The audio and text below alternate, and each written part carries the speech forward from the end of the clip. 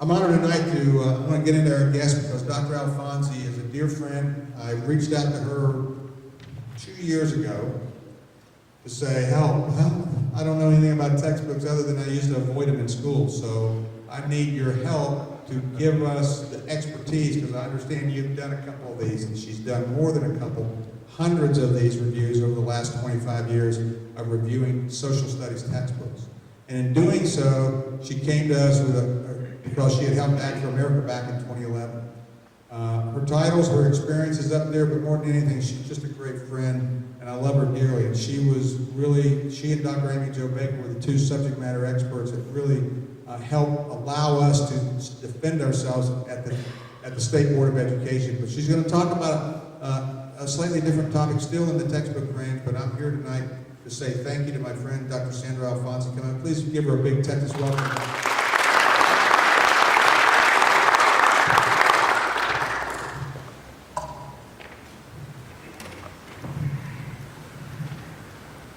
Thank you for inviting me, and I'm very happy to be here. And it's a very fine association between me and the state of Texas. I think they adopted me, I adopted it, and I'm really happy to be an honorary Texan, and I'm really thrilled to be part of the Truth in Texas textbooks, to be part of Act for America, and just in general to be who I am. I've done a lot of the textbooks, and I do the work primarily on Judaism as a world religion, the Holocaust, the history of the State of Israel from biblical times to present. I also do the corrections on the Crusades. I do the corrections on the Palestinian Liberation Organization, PLO, and I do the corrections on terrorism. And finally, I brought into the picture, examining the textbooks, or how the American publishing houses are presenting 9/11, because 9/11 was really a very, very important moment in this country, and it boggles my mind how American publishing houses can change history. Yes, can change history in how they present 9/11.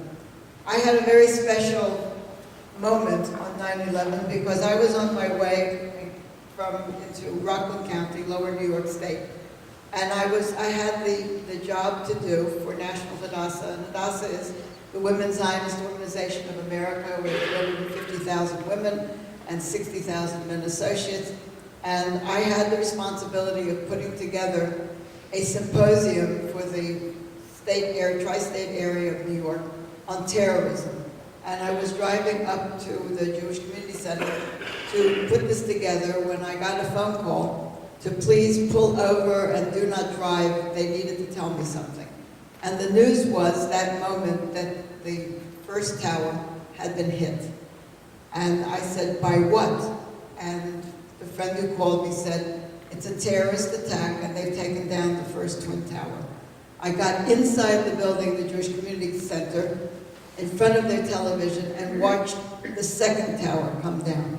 And then I sat for 6 hours locked in a building planning a symposium on terrorism. So all of this is etched in my mind. But when Roy said, I was in LA speaking, and I said, I can't go to California and not come to Texas. So we spoke about, could I just speak about Israel in the textbooks? And that is what I'm going to do.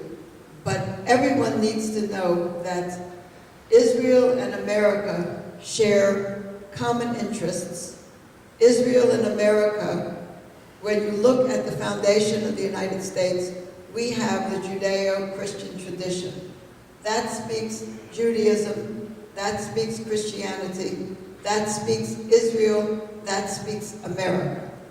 And no one dares, as far as I'm concerned, challenge that, because without that, we are nothing. And I consider myself a double we. Israel without America and America without Israel. It is a truly immoral precept to consider. So I look at the textbooks, and I have been doing textbooks, correcting the social studies, world history, global studies. The names change, the material changes from bad to worse.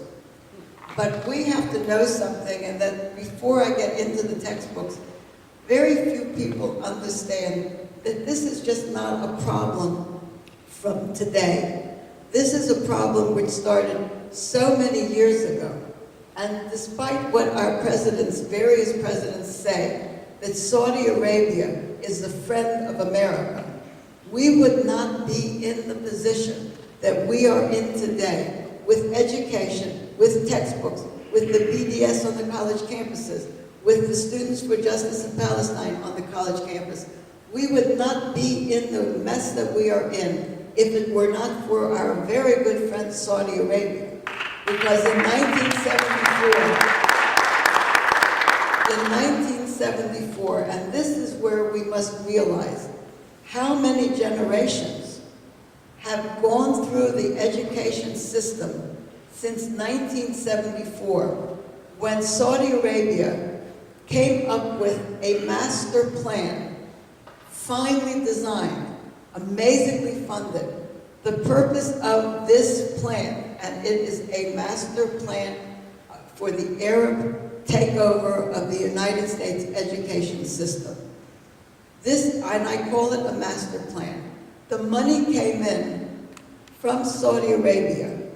$1.5 million came into the Stanford Research Center in California for the purpose of figuring out how to design a 5-year plan to change American textbooks, and simultaneous with the textbooks has always been textbooks and elite media.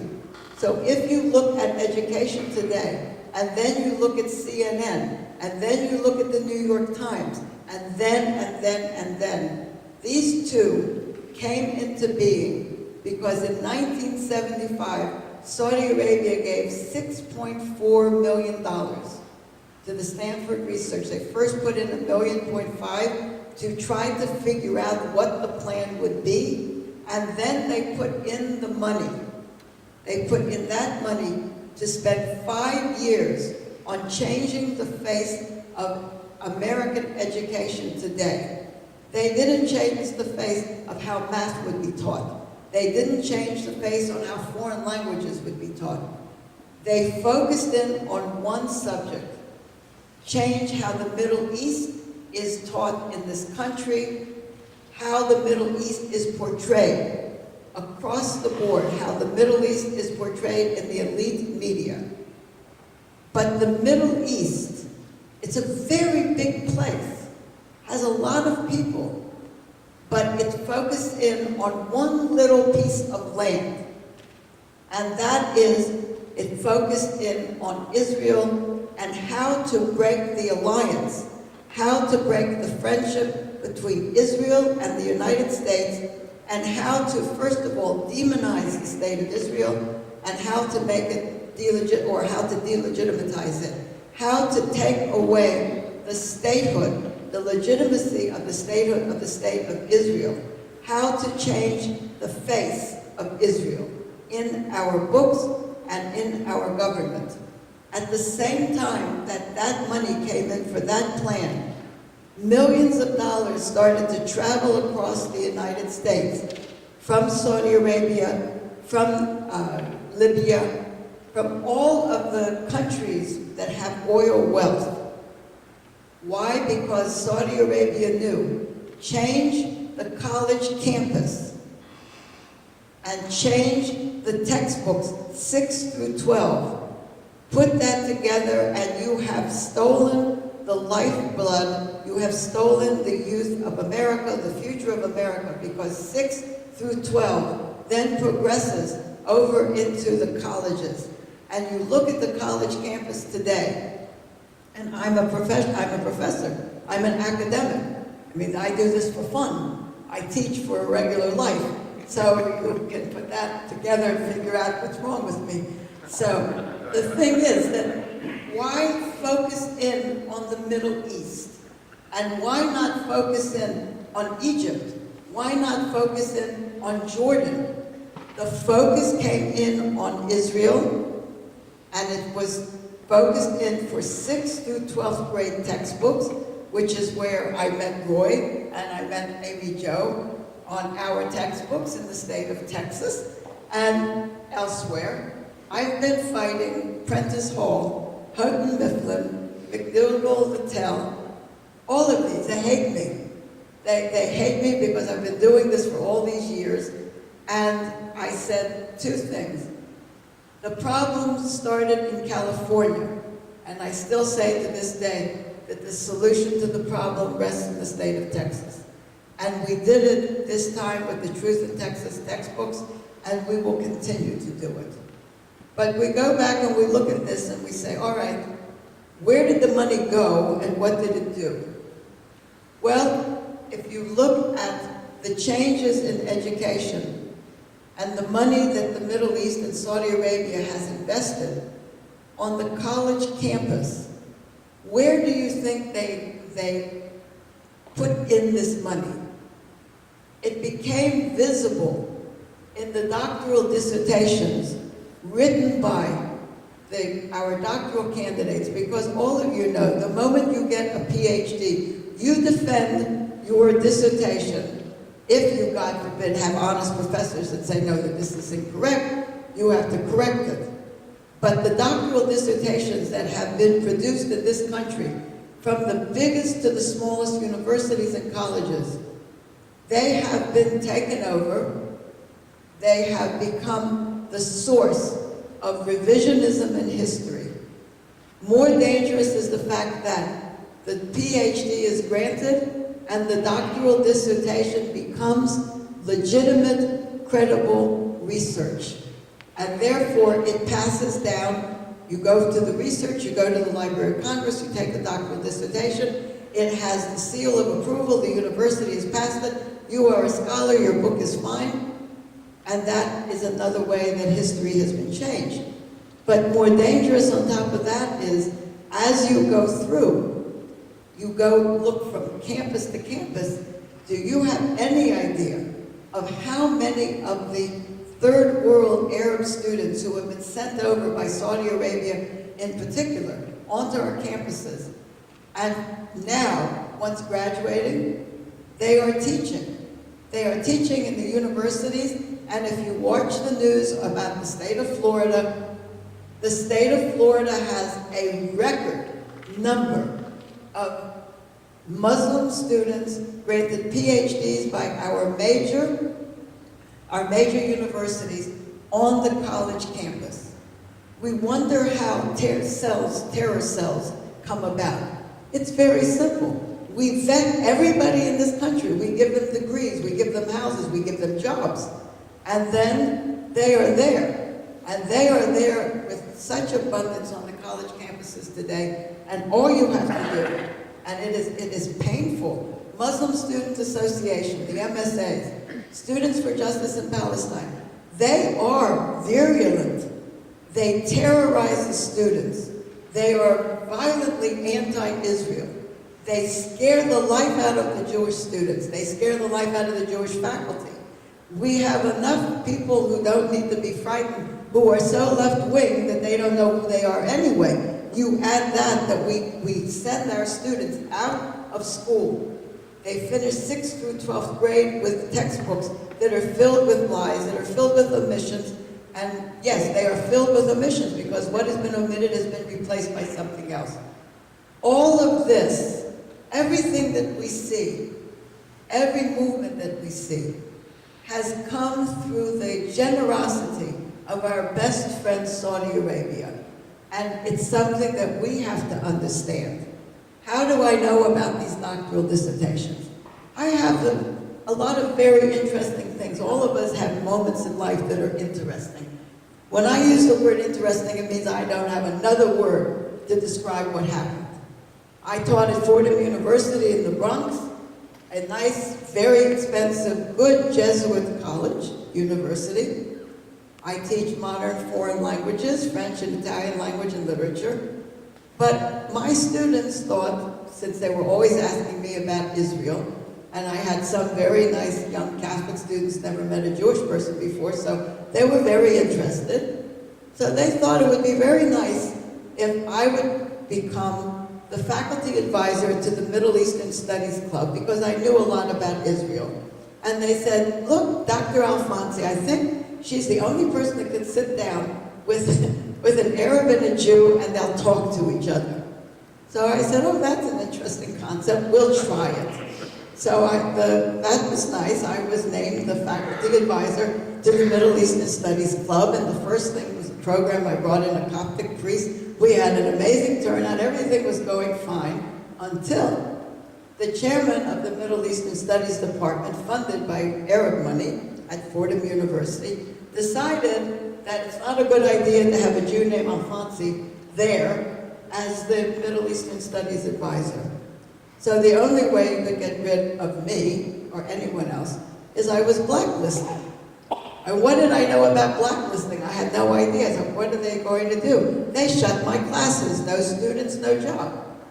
So the reasoning, and this is where a lot of my anger about the situation of education in this country comes from, is that they said that not that I didn't know about the Middle East, not that I couldn't teach the Middle East. I was an unsuitable faculty advisor because I am an extremist, because I am a Jew. And that is how I almost lost my job at Fordham University. And that is how I said, okay, two of us can play the same game. So I resigned as faculty advisor. Miracle of miracles, my classes opened up again. And here I am now in San Antonio, Texas, talking about textbooks. So, but this is part of who I am. I am an academic who has seen the near demise of really academia today. Goes back to the money. And I just want you to understand, when I say I want you to understand, it's not me, I'm not being the meaning, it's just the terminology. I want you to understand what Saudi Arabia actually invested its money in. Because I did a study, being an American academic, I was asked by the Consulate of Israel if I would look into the doctoral dissertations to see why in the early 1990s there was already such virulence on the campus against Israel. So I spent 4 years as a volunteer reading doctoral dissertations. But I want you to know the titles of 4 dissertations. The earliest one, 1981, the fourth one, 1990. Stanford University, 1981, the person who wrote it was Michel Napti. His doctoral dissertation was the coverage of Arabs in American secondary schools. That was the first doctoral dissertation that I found targeting how the Middle East and the Arabs would be taught and presented in American secondary schools. The second one, 1984, Mahbub Hashem, The Prestige Press and the Middle East, Florida State University, 1984. There I found the first link of not only the Arabs, but the elite press, but listen to the college, the university, Stanford University, Florida State University. Florida State University has had an inordinate number of these gentlemen who received PhDs, Arab students receiving PhDs, teaching there and arrested as being part of terrorist cells. So those are 2. The third one, Gary McKinney, Illinois State University, 1990. We're almost 10 years apart from the first one by Napti, the second one by McKinney, Introduction of the Modern Middle East to Secondary Social Studies Teachers.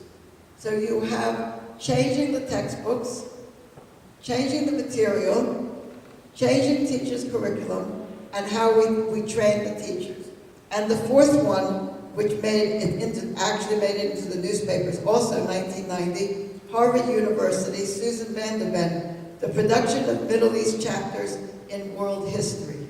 If you take those 4, starting 1981, back up to 1975 when Saudi Arabia put the $6.4 million in, 1981, you already have doctoral dissertations. Doctoral dissertation means at least 4 years in university or more.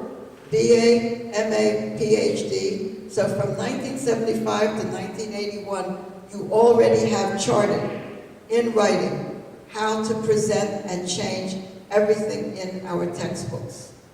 And I find that to be frightening, and I find the fact that we have allowed it. Arab money, the Arab petrodollar is actually what it's been called, went across this country. It not only was in California figuring out how to spend the money to change education vis-a-vis the Middle East, and the target, these doctoral dissertations, are violently anti-Israel. They also rewrite the history. But at the same time that that is going on, the same time that the elite media is being targeted, the money is going across America. You know that thing, watch the bouncing ball? Watch the Saudi Arabian money, and then the money from Dubai, from Qatar, from Gaddafi. Can you even imagine the university where Gaddafi's money poured in?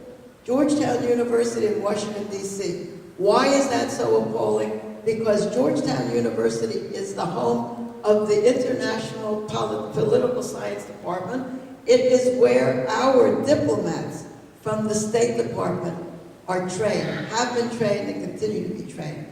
Do you wonder why our State Department is anti-Israel? If you don't have to look very hard to figure out why. But the money went all the way, it went across the country, north and south.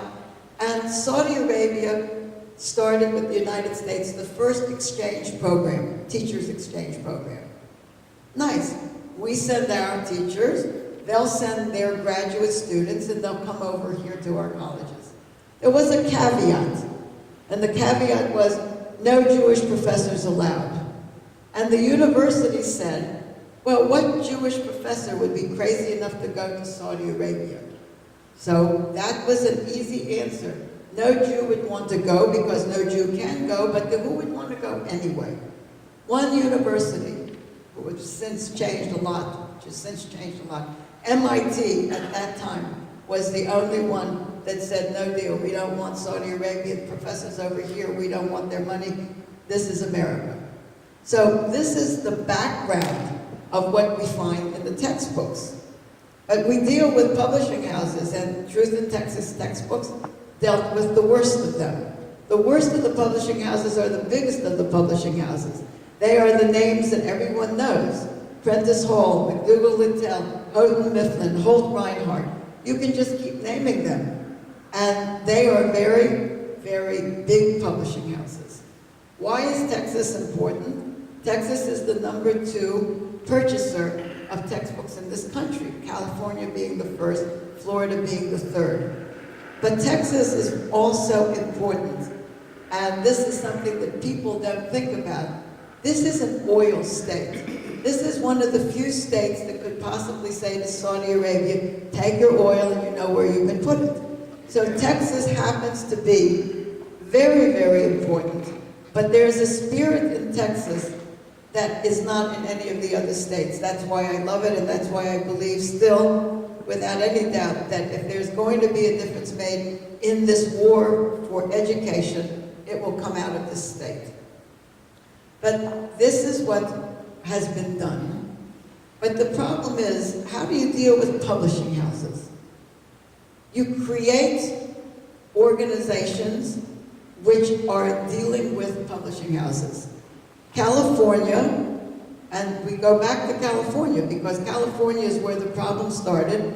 California has 3 organizations that basically control the publishing houses and education today in this country.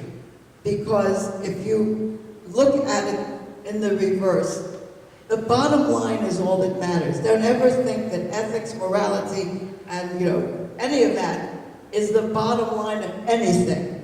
This is not, the American flag and apple pie and mom saying you could go to school. This is a different world now, and publishing houses have no morality, no ethics, and they really are not interested in producing quality textbooks. They are interested in their bottom line. But there has to be something that works with them. So 3 organizations came up and exist and control California.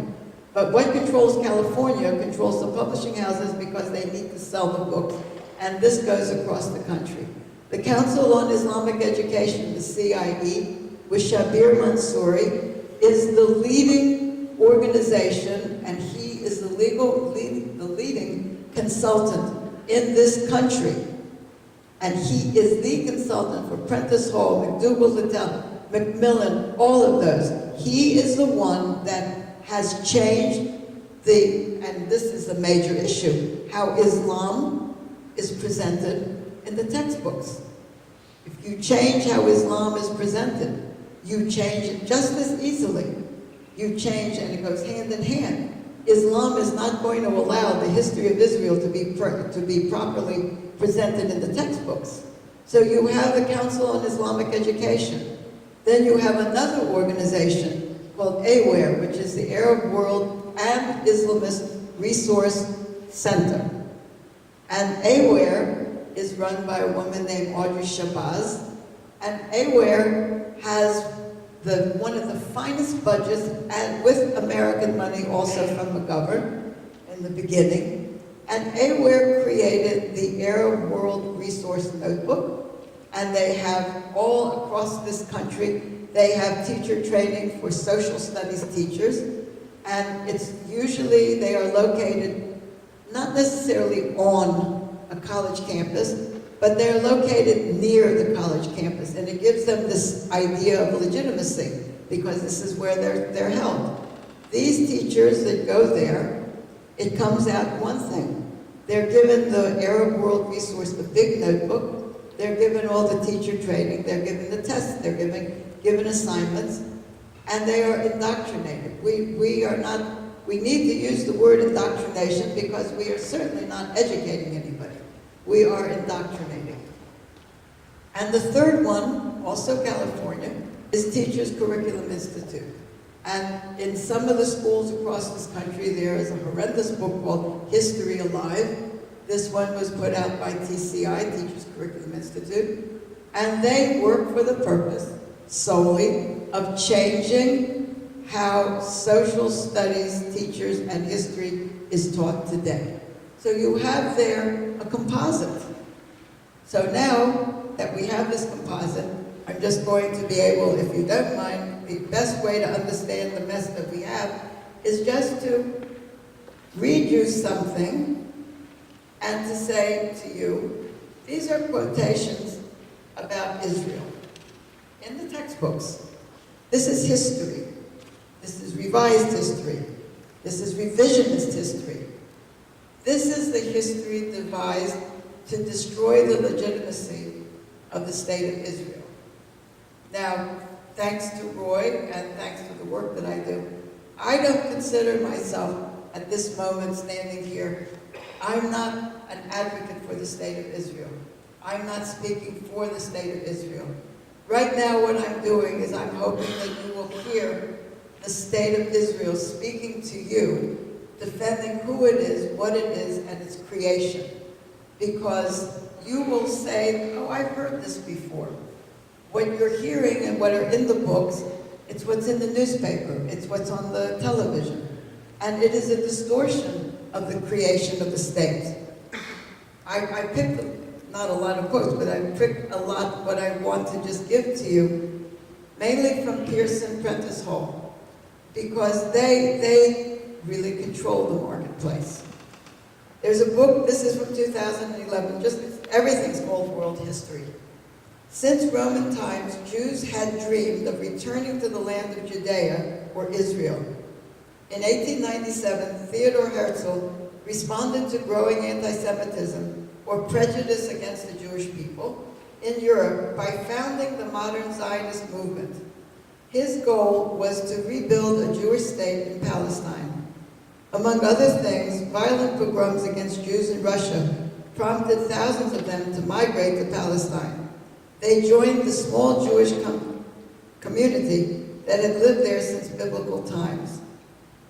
What this does, this nice, easy to read sentence, few sentences, what it does is to say that there had been no Jews living in the land of Israel before that time.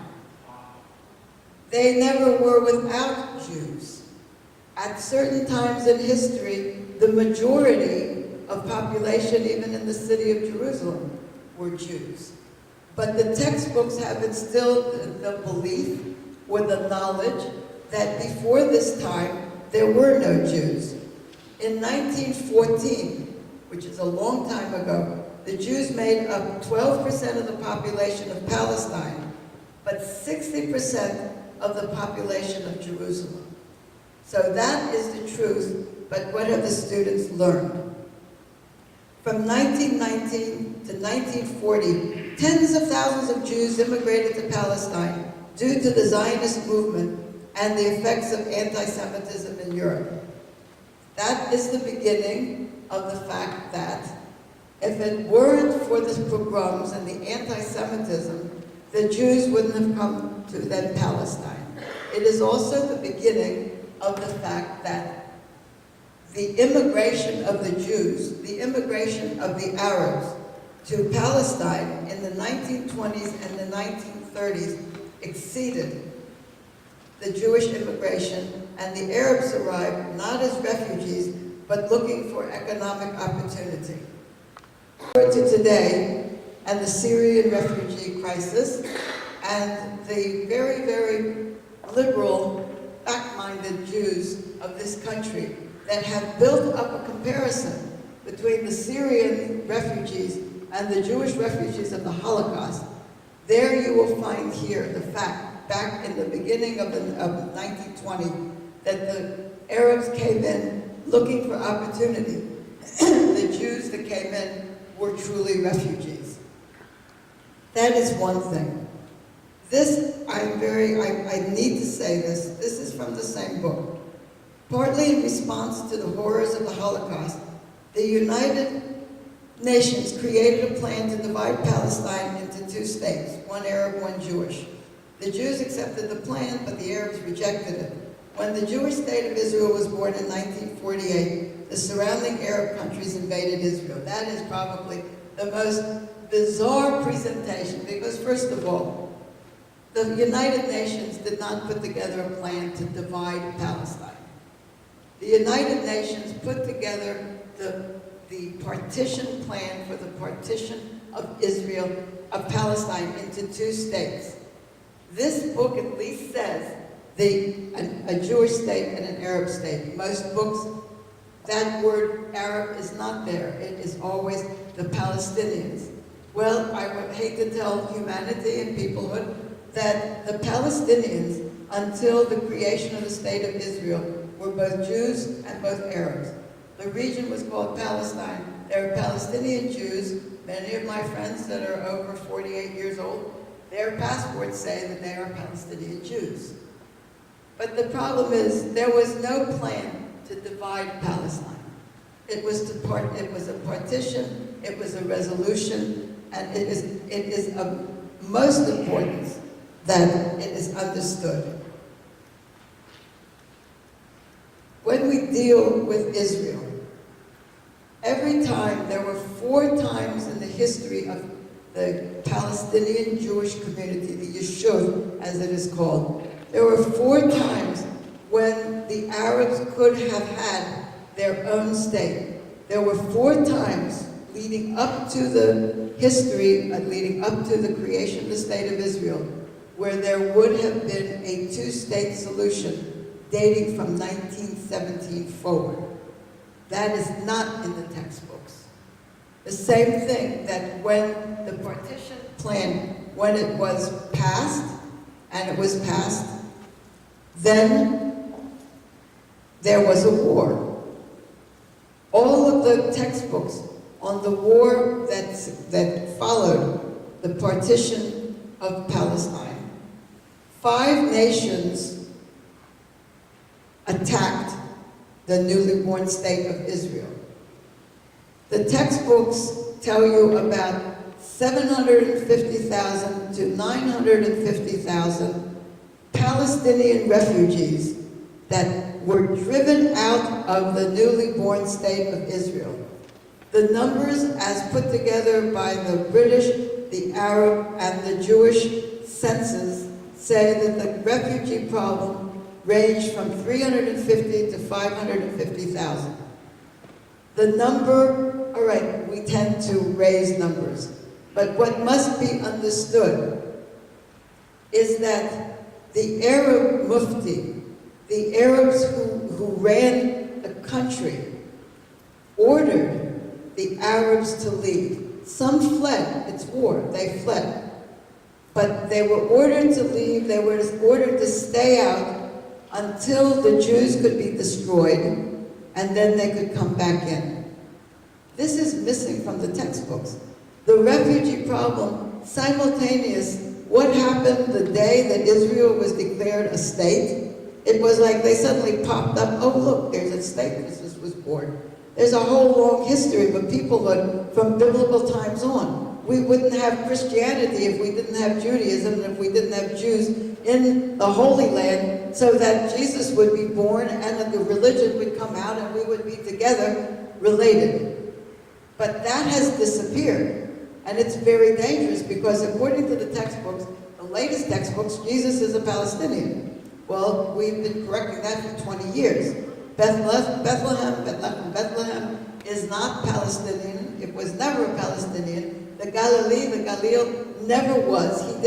Jesus did not go through the Galil preaching as a Palestinian. And he was never, and he has never been, and will never have been. He was not Muslim. And this is what has happened. And this is what is so dangerous, and why I try to speak to as many Christian organizations where we can work together, because if you look at what is happening, and the Christian community is still, the Christians in America are still very, very innocent about a lot of things because you have not been subjected to the threat of extinction before. But be very sure about something. What is going on with ISIS, what is going on is threatening extinction. So when you go back to the textbooks and you go to this refugee problem, and they have the right to return, and the Jews took all the land, what also is missing are all of the records. And these are regular records that have been kept of the Jews that bought the land. And if you look at the wonderful piece of land that the original first Israelis got from the partition, they were swamps. They cleared the swamps. The Israelis, the Jews, brought the eucalyptus trees. If you ever wonder, you go in Israel and you say, what is that eucalyptus tree doing? It's out of place in Israel. They couldn't, that's how they drained the swamps. That's how they did away with diphtheria, they did away with all the diseases. They did away with the mosquitoes. They were not given gold, but they made gold out of everything that they touched, and they've paid for that. So this is the other thing with these refugees. Almost 1 million Jews were evicted out of Arab lands when the state of Israel was born. And these are Jews from Arab lands. It sounds like a misnomer, but it isn't. These are Jews who lived in Arab lands for centuries. Iraq, Yemen, all of these. They had thriving, beautiful Jewish communities. Israel was born, a refugee problem was born, but the refugee problem only now is making it into the textbooks with 1 or 2 sentences, which I'm thankful for, because we have all of the Jews. No one talks about the Moroccan Jews that were driven out of Morocco. They came into the land of Israel when it was first created, and they lived for 50 years in caravans because there was no absorption plan. Israel was fighting for survival, so they came and they stayed 50 years in caravans, living like nomads. Doesn't come, doesn't go anywhere. So these are things in the history of Israel. But perhaps the most important piece that's missing from the textbooks is the Six-Day War, the war of Israel in 1967. Everything you read in the textbooks. Israel fought a war and took more land. Israel fought another war. Now they have all the land that was promised to the Palestinians. You can read those sentences. It was promised to the Palestinians. It was not promised to the Palestinians. There were no Palestinians. There was a group of people, Arab and Jew, called Palestinians. This name Palestinians was created by the Palestinian Liberation Army organization, and that's how they became the Palestinian and the Palestinian crisis. But after every war, including the war for independence, after every war, Israel has tried to return land. But the most painful one, after the Six-Day War, and the Six-Day War, no one has forgiven Israel for blitzing. If they hadn't blitzed, they would have been wiped off the face of the earth. Because these were wars of extermination. Those words are not in the textbook. No one speaks about the wars of extermination.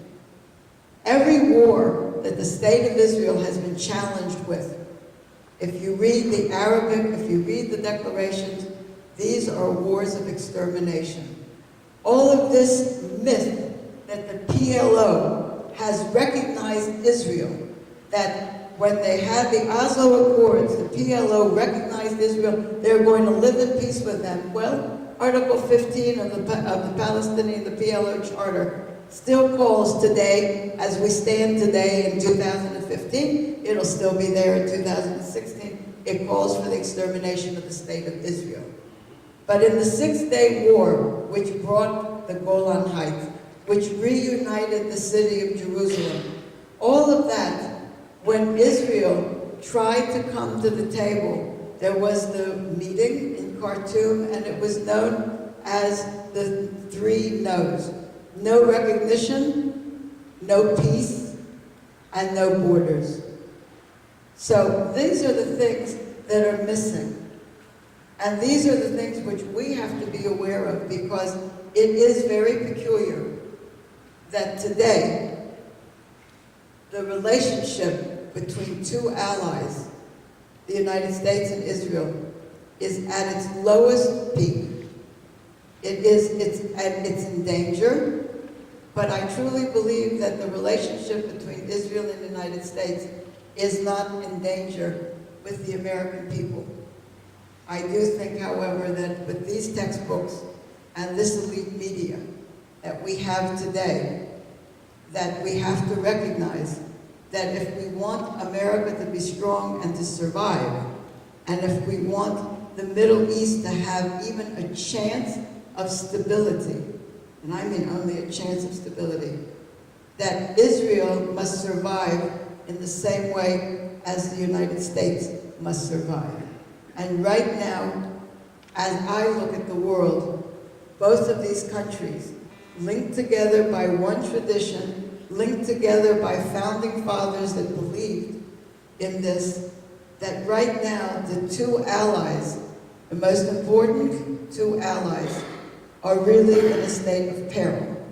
And so the work that I did with, or I do with Roy, with Amy Jo, with Texas, on these textbooks, if we don't correct it, if we don't know what is in it, if we do not know that Israel in 1991, Simon & Schuster, which is a highly respected publishing house, published a world atlas in which Israel was identified as one of the terrorist states that the United States does business with.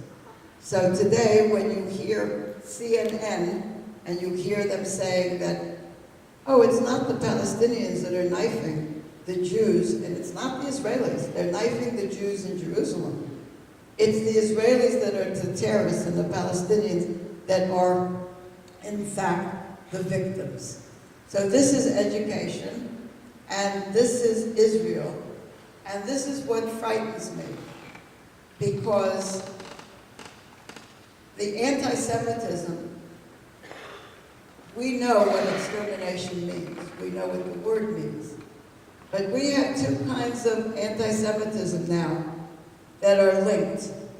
We have what I call the medieval Christian anti-Semitism that has been strengthened and merged with Islamist anti-Semitism.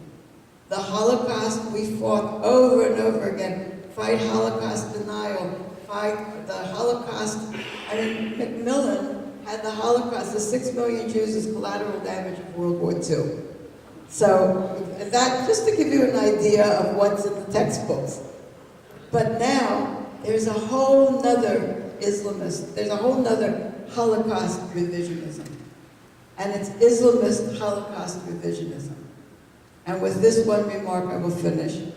Islamist Holocaust revisionism states that if there had been no Holocaust, there would be no state of Israel. And if there would be no state of Israel, there would be no terrorism. And so this, to tell you, this is education. These are the textbooks. And this is the image of Israel with its Jewish star. And when you look at the three religions, there is the star, there is the crucifix, and then there is the sign of Islam. But the land itself, it's the star and the crucifix. And if you look at this now, it's the Christians that are being truly, truly persecuted, that are being, they are being exterminated. And there's not a cry from anywhere. And it's very dangerous because there was no cry with the extermination of the Jews. Now there's no cry with the extermination of the Christians. And Jerusalem is bleeding, literally. But it's not happening. So this is what our education system is doing. From 6 through 12, through undergraduate, through graduate, through doctoral dissertations. And this is where we sit today, with a country, our country, this great country that is in danger. I truly believe that we are in danger for survival. I will say thank you so much for inviting me. Thank you, Sandra. I'm going to give a few minutes, but thank you so much. And we do appreciate Sandra's impact. Thank you.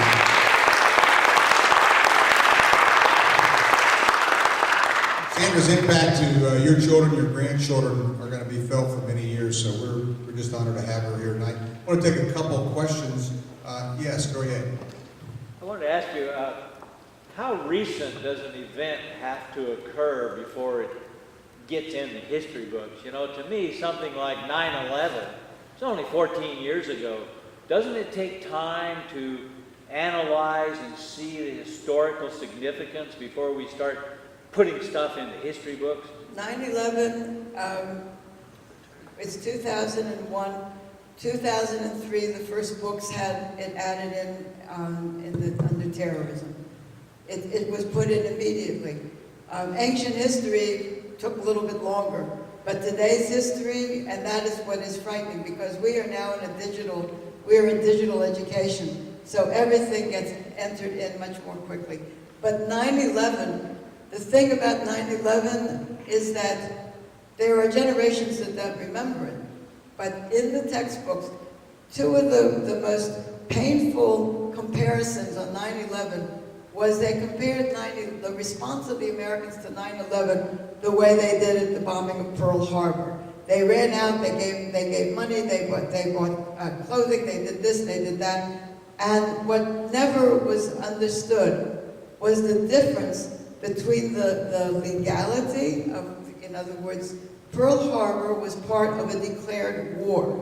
It was a declared war. That is not explained to the students. 9/11 was a terrorist attack on this country. And they don't forget naming Islamists jihadi. They didn't even put in Middle Eastern terrorists. There were books that put 4 commercial airlines hit the World Trade Center, the Pentagon, and a 4th locale was not hit, and the plane went down in Pennsylvania. No naming that it was the World Trade Center, that the Pentagon, and then that the 4th, I mean, it's a known fact that the 4th target was to have been the White House. No explanation as to why. Imagine, if you would, in 1955, and you were talking and looking at a history book and saw reference to December 7th, and never saw, any reference to imperialism, Japanese, any of that. Just said some planes, came in and bombed some things.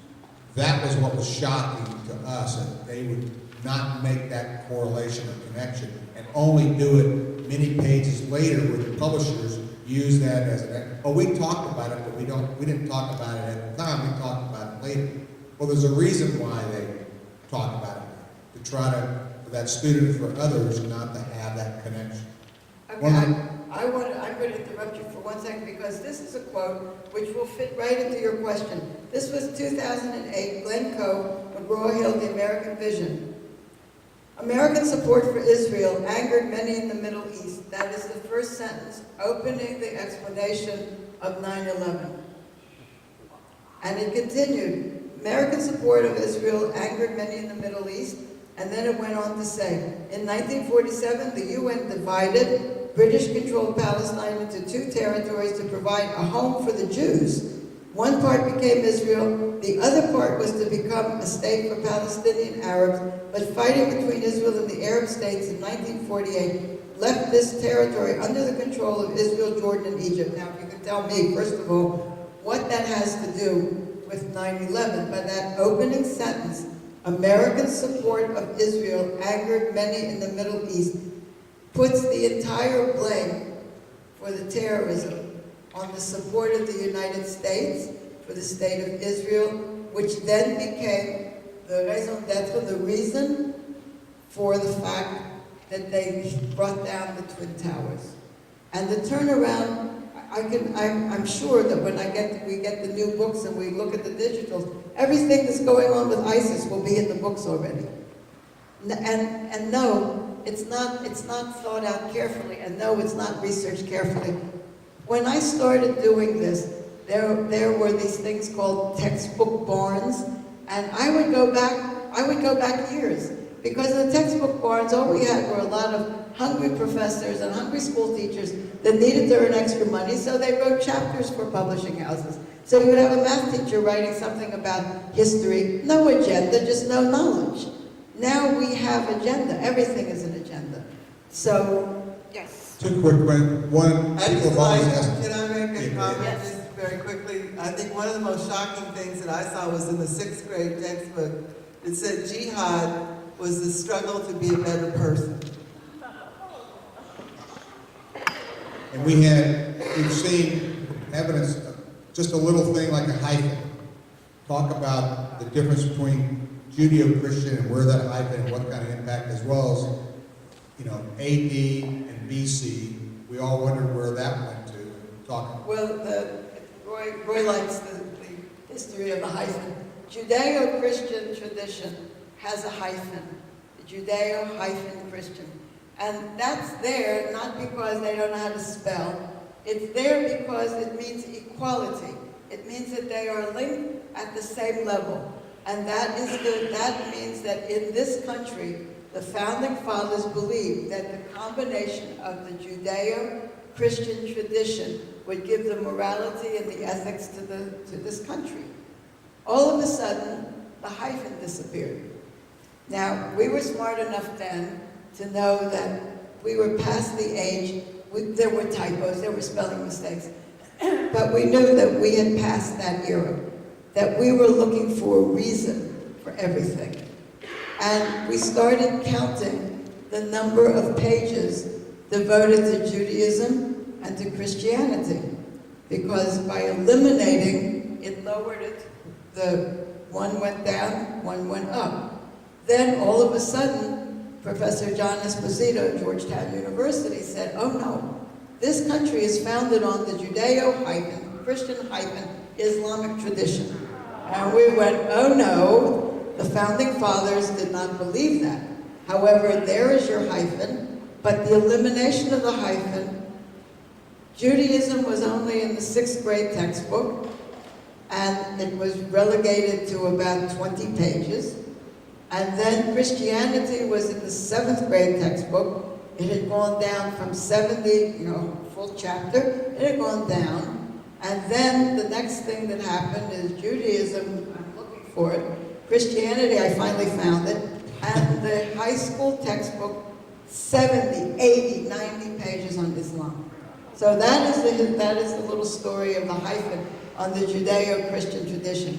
And that is the most damaging, it's actually something which damages this country terribly, because where you have equality, even if it's surface, there is tolerance. And when you have tolerance and you teach an education, and you teach Judaism, and you teach Christianity, you still have a basis for peace in this country. No. We'll take one more question, and then we'll let everybody head out. Any other questions or comments? Yes, Bill? Yeah, I hate to do this at this time, but now, for years, question, not a speech. For years, we've heard the Islamists say that Israel just came and barged in and took over the land and was stolen.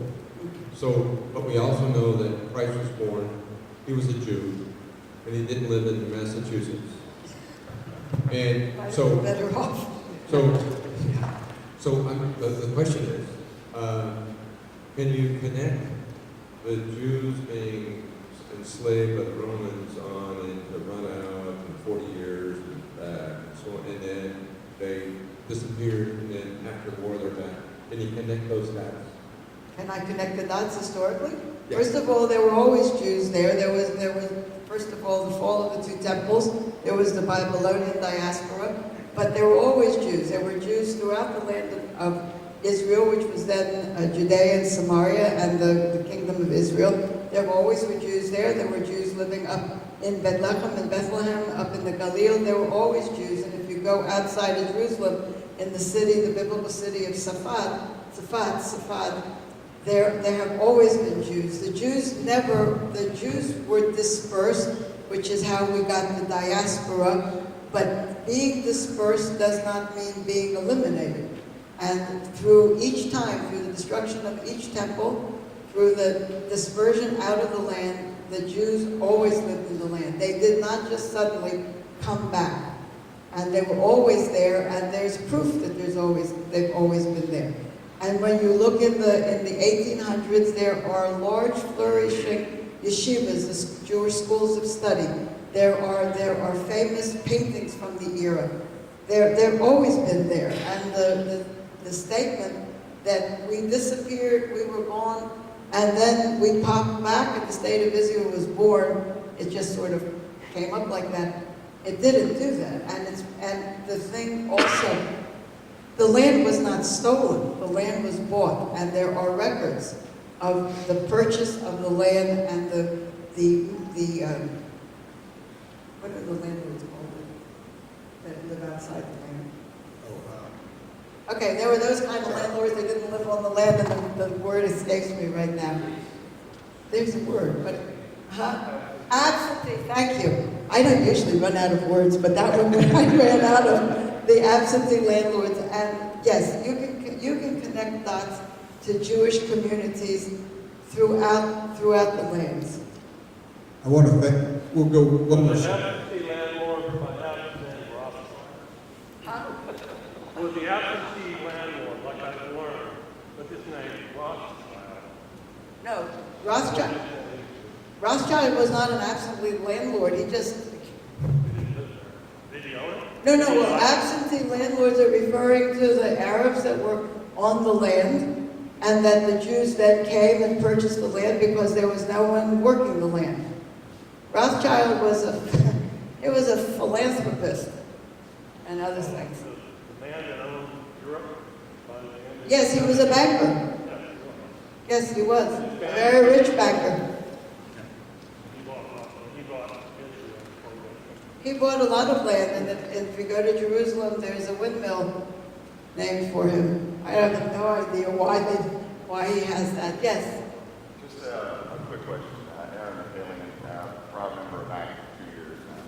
I was talking with a couple of people, because we have a lot of students where I teach that come in from colleges, a lot of religious colleges like Villanova and so forth. Do you know of any type of movement on these like Catholic universities like BC or Villanova where the Islamic community is trying to silence the church bells because it offends them? Catholic University in Washington DC, yes. Is it? They had Catholic University, which is my alma mater. I got my PhD at Catholic University in DC. They had a lot of problems with the crucifixes on the wall, with the church bells, and Catholic U is exquisite, and the cathedral is exquisite. And they've had, yes, it is definite. That it's not a myth. That is not a myth. No. Sandra, thank you for coming tonight all the way from Pennsylvania. She's on a trip tomorrow. She's going to Austin to speak up there. Thank you.